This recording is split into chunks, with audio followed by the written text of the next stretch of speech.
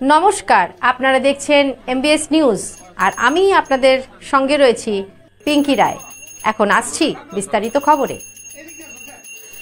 মমতা ব্যানার্জি, অভিষেক ব্যানার্জি শারীরিক সুস্থতা কামনা করে কালনায় শীতলা মায়ের পুজো দিলেন রাজ্যের মন্ত্রী স্বপন দেবনাথ।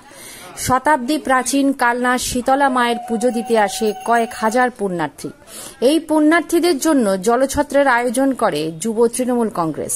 তার উদ্বোধন করেন মন্ত্রী স্বপন দেবনাথ। উপস্থিত ছিলেন ট্রেড ইউনিয়নের জেলা সভাপতি সন্দীপ বসু, কালনা মিউনিসিপ্যালিটি উপপৌরপতি তপন পড়েল সহ বিশিষ্টজনেরা। প্রতিনিধি কমল বড়া, এমবিএস নিউজ।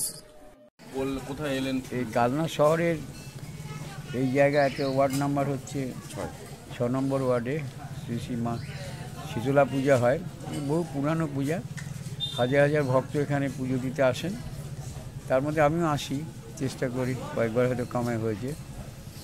তাছাড়া এখানে আমাদের এই পুজো প্রাঙ্গণের সন্নিকটেই আমাদের ওয়ার্ডের কাউন্সিলর বুবাই সন্দীপ, তিনি একটা জলছত্রের আয়োজন করেন, ছোলা জল, কেন গরমের সময় তো সেই জন্য এখানে আসি। এখানে এসে এটা আনুষ্ঠানিক উদ্বোধন করে আর মাকে পুজো দিয়েছি, প্রার্থনা করেছি তিনি যাতে সবাইকে ভালো রাখেন, সুস্থ রাখেন। মায়ের কাছে কি চাইলেন সামনে 26?